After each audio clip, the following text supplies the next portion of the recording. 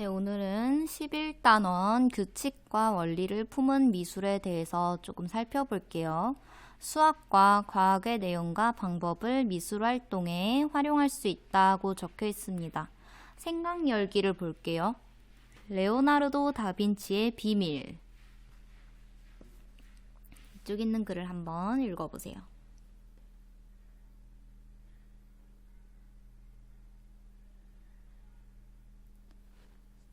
레오나르도 다빈치는 인체를 그냥 그리지 않고 사람의 비율을 생각하면서 그렸는데요. 아름다운 작품 중에는 과학이나 수학의 원리를 활용하는 경우가 많이 있다고 적혀 있습니다.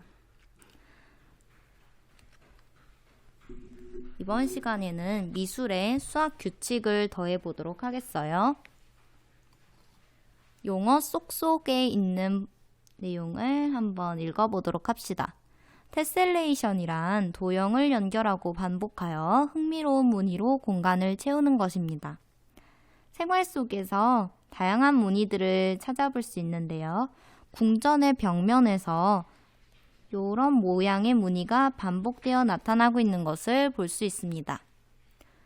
우리나라에서도 찾아볼 수 있는데요. 창덕궁의 천장을 보면 이 작은 네모가 한 개의 단위가 돼서 가로, 세로로 일정하게 나타나고 있습니다.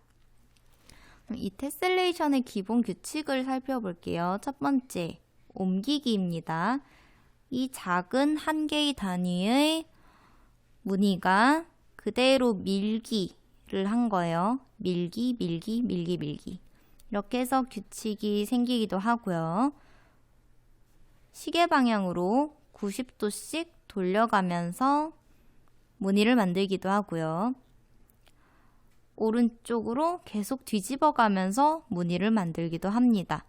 혹은 두 가지 모양을 섞어서 무늬를 만들기도 해요. 이때는 이 두 가지 모양이 한 세트가 되겠죠. 아래쪽에 친구의 예시 작품을 볼게요. 상승이라는 작품인데요. 이 친구는 종이접기를 해서 똑같은 무늬지만 다른 색으로 번갈아 가면서 표현을 했습니다. 초점이 잘 안 맞네요. 됐나요? 네. 그리고 오른쪽에 보면 펜과 사인펜을 이용해서 이 햄토리 같이 생긴 무늬들이 번갈아 가면서 나오고 있습니다. 그런데 이 햄토리 무늬가 그냥 일정하게 나오는 것도 아니고 위아래로 뒤집혀서도 나오고 있어요. 테셀레이션은 이미 우리 주변에서도 많이 활용되고 있는데요. 조각보나 타일, 궁궐의 단청, 포장지 외에도 집안의 바닥재에서도 찾아볼 수 있을 거예요. 테셀레이션은 어떻게 만들까요? 테셀레이션은 도형이나 모양으로도 만들 수 있는데요. 빈틈이 생기거나 내부가 겹치지 않게 만들어야 하기 때문에 정삼각형이나 정사각형은 테셀레이션이 가능하지만 정오각형이나 원과 같은 도형은 테셀레이션을 만들 수가 없습니다. 그럼 다음과 같이 세 모양 패턴을 가진 테셀레이션 작품을 만들어 볼게요. 색종이를 양쪽으로 반으로 접어서 4등분을 해서 한 조각을 사용할 거예요. 색종이 작은 조각을 양쪽으로 반으로 접어서 십자가를 만들어 주세요. 위쪽과 왼쪽의 그림을 그릴 거예요. 위쪽에 세모로 그린 그림을 잘라서 사각형 바깥쪽 아래쪽에 붙여주고 왼쪽에 그린 그림을 잘라서 사각형 오른쪽 바깥쪽에 붙여줄 거예요.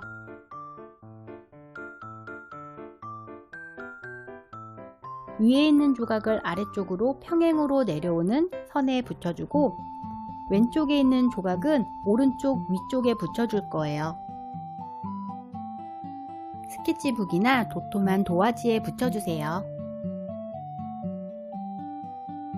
공간이 떨어지지 않게 사각형에 잘 맞추어서 붙여주세요. 다 붙였으면 가위로 모양을 오려주세요. 이렇게 본이 완성되었습니다. 이제 스케치북에 본을 대고 그려주세요. 퍼즐 맞추듯이 딱 맞게 붙여서 그려주세요. 모서리까지 빈 공간을 남기지 말고 그려주세요.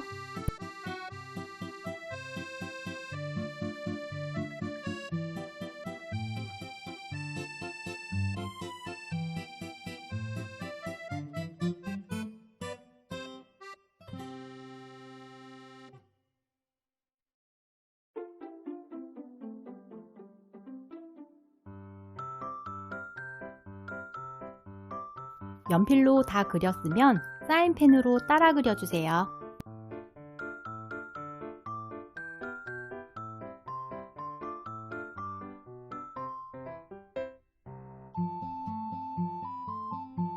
연필로 새를 꾸며주고 다 그렸으면 사인펜으로 따라 그려주세요.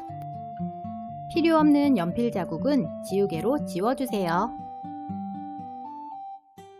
이제 색연필로 모두 색칠해주세요.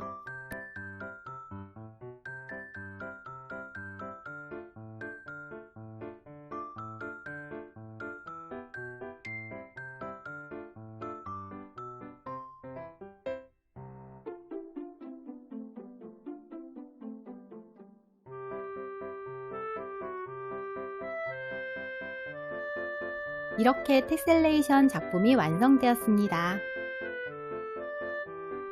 오늘은 테셀레이션이 무엇인지 알아보고 새 모양 패턴의 테셀레이션을 만들어 보았는데요.